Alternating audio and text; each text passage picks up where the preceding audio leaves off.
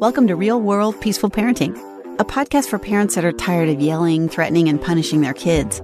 Join mom and master certified parent coach Lisa Smith as she gives you actionable, step-by-step strategies that'll help you transform your household from chaos to cooperation. Let's dive in. Welcome to today's episode. Before we jump in today, I would like to give a Real World Peaceful Parenting shout out to Suede Shoes, who left this beautiful review on Apple Podcast. Suede Shoes said, Lisa's teachings are so relatable and real. You'll get new takeaways and lessons to shift your perspective in every episode. Thank you so much, Suede Shoes. I can't tell you how much I appreciate you taking the time to rate and review the podcast. I love hearing your feedback, but more importantly, when you take a moment to rate and review the podcast on whatever service you're listening, you pay it forward to other families that need this information. The more reviews there are, the more likely that service is to recommend this podcast to other people. So again, from the bottom of my heart, to every one of you that have taken the time to rate and review the podcast, including Suede Shoes, I'm eternally grateful.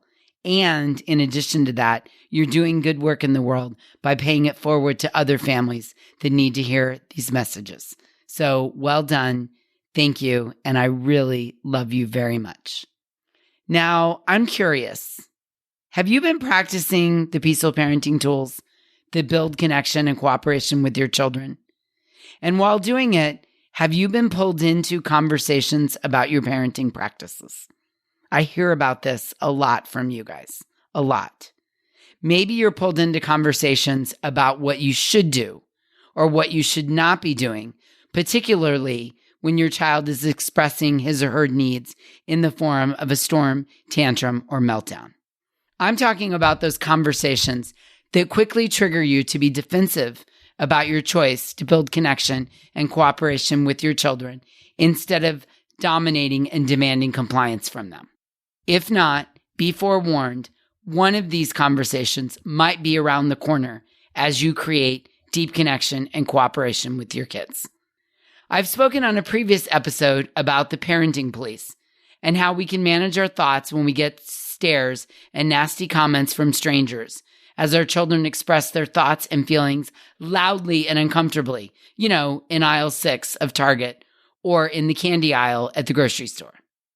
Today, I want to add a twist to a similar situation, but this time I want to talk about the conversations that come up when the people that we're closest to have an opinion about our parenting. Your mother, your sister, your close friend might tell you that you need to shut your child down by any means necessary when he or she gets dysregulated because your child is being fill in the blank, inappropriate, disrespectful, unruly, shameful, etc. And my response to this might surprise you. I'm here to tell you that there is no point in engaging with someone who tells you that you're parenting the wrong way. Yes, I said that. There's no point in engaging with someone who tells you that you're parenting the wrong way. If they come at you in a way that is telling you you're doing it wrong, they are stuck in their limiting belief, and they are not going to change just because you explain it to them. Let me say that again. You are not going to change anyone's limiting belief when they are stuck in their middle brain and coming at you with all the reasons their limiting beliefs and their way of parenting are better than yours or would serve you, your child, or the community at large better. Now, some may ask you questions because they're curious, like, I hear you're taking a parenting class and I see you doing things differently than our parents did raising us. Could you explain it to me? Now that is a signal that they're open and honestly wanting to know more about what you're doing. Anything less than that or anything that doesn't inch close to that indicates that they're getting triggered because you're doing things differently and they need to justify how they're doing it. Oh, chew on that for a moment, yeah? So when they're getting triggered because they're doing things differently than you and they need to justify what they're doing. So they're either going to tell you that you're doing something wrong or they're going to drag you into an argument You know what I'm talking about if you've had one of these. They're going to drag you into an argument where they can stay true to their beliefs. This happens in other topics as well. Religion, politics, jobs, goals, workout type, etc.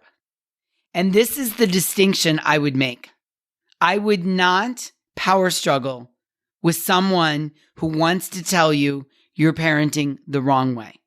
If I find myself in a conversation like that, I kindly say something like, those are your thoughts and you're entitled to them. Thank you for sharing. Duly noted. I hear you. I can see how you see it that way. Let's agree to disagree. And then I would redirect them like you would a 2-year-old from the cookie or the red truck onto a different topic.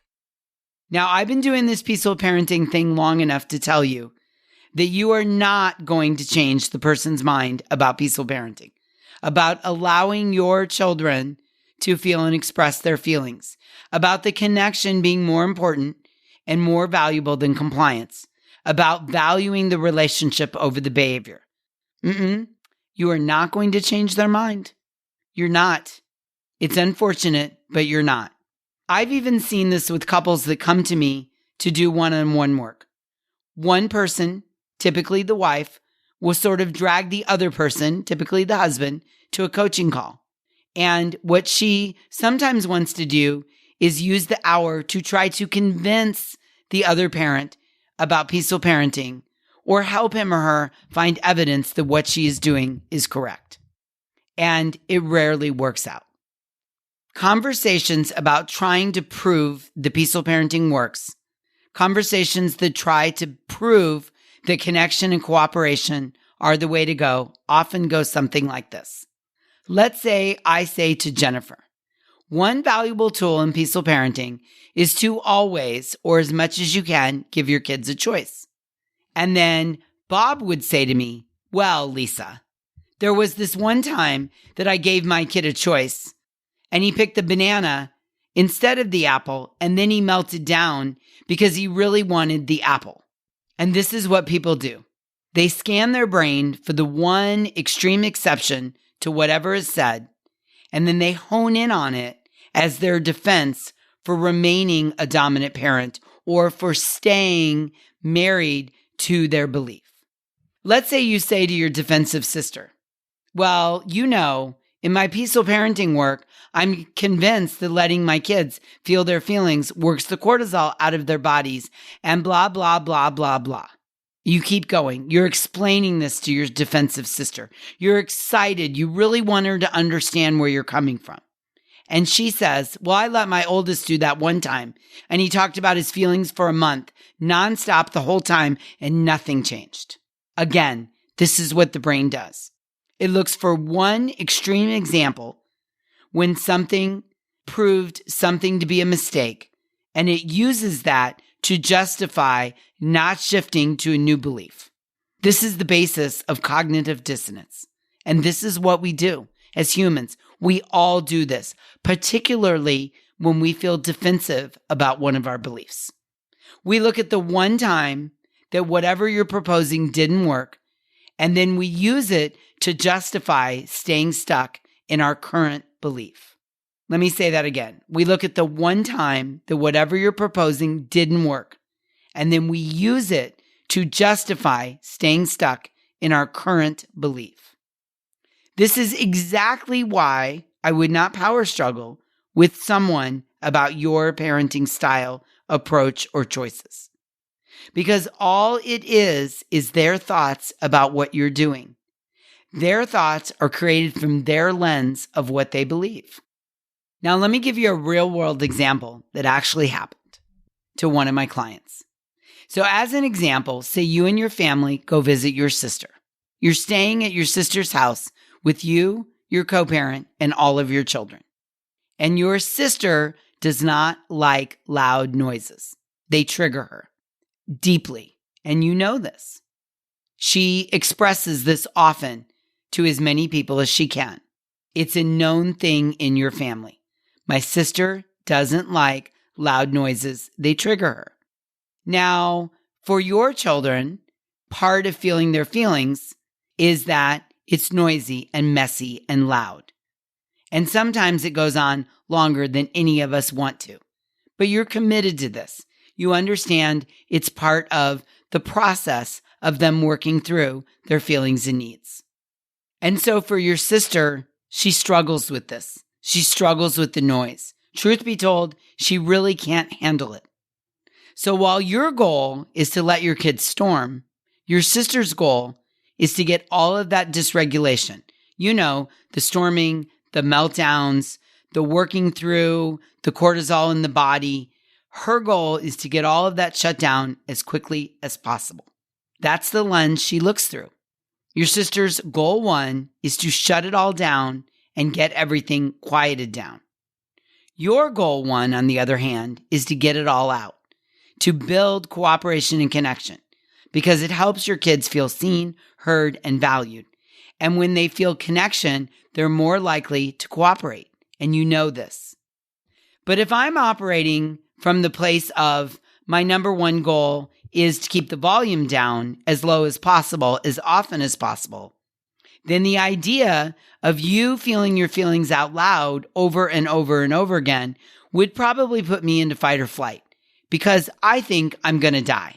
I can't handle this noise. It totally triggers me.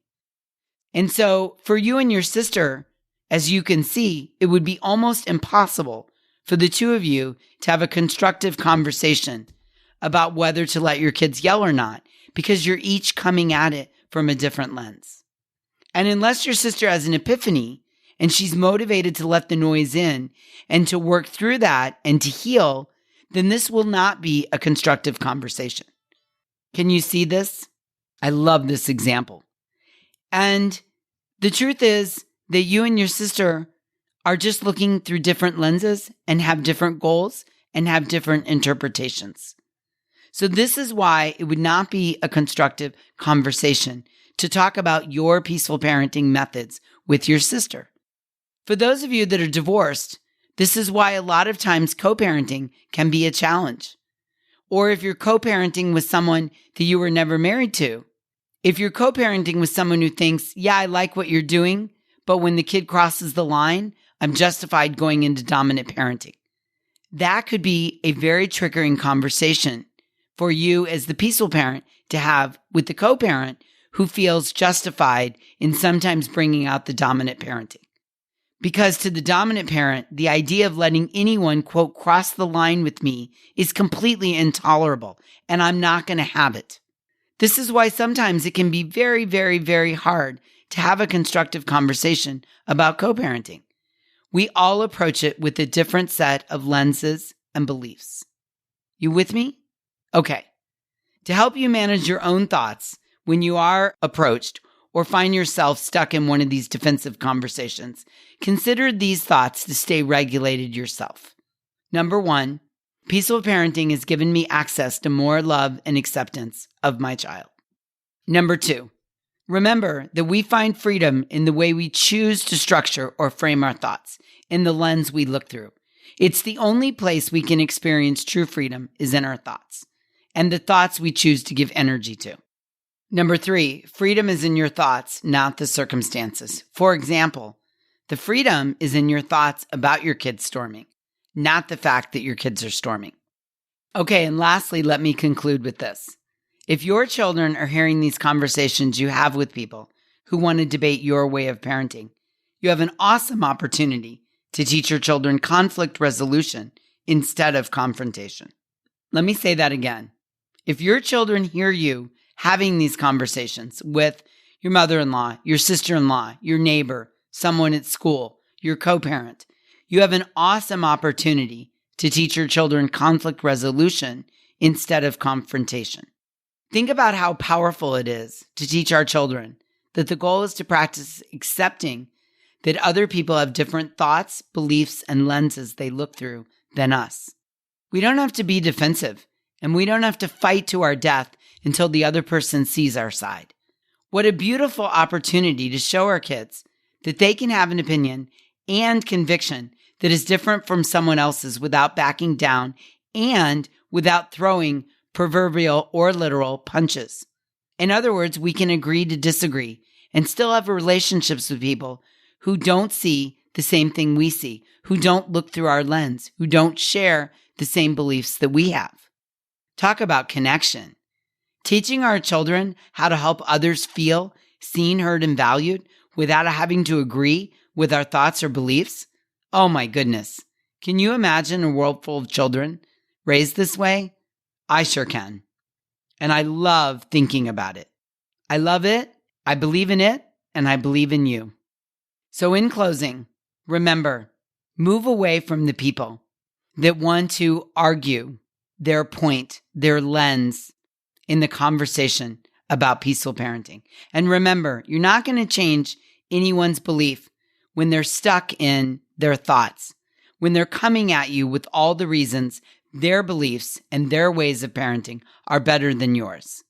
And instead, simply share with them, duly noted, thank you for sharing. I hear you. Let's agree to disagree. And then redirect them away from the conversation like you would redirect a 2-year-old from a cookie or a red truck. Freedom is in our thoughts, not in the circumstances. And freedom is letting go of the rope and no longer power struggling with people that don't see it your way and that don't want to jump on the peaceful parenting train. I want this for you. I want this for your kids. Until we meet again, I'm wishing you peaceful parenting. Thank you so much for listening today. I want to personally invite you to head over to thepeacefulparent.com/welcome and sign up for my free Peaceful Parenting mini course. You'll find everything you need to get started on the path to peaceful parenting just waiting for you over there at www.thepeacefulparent.com/welcome. Can't wait for you to get started. Thanks for listening to Real World Peaceful Parenting. If you want more info on how you can transform your parenting, visit thepeacefulparent.com. See you soon.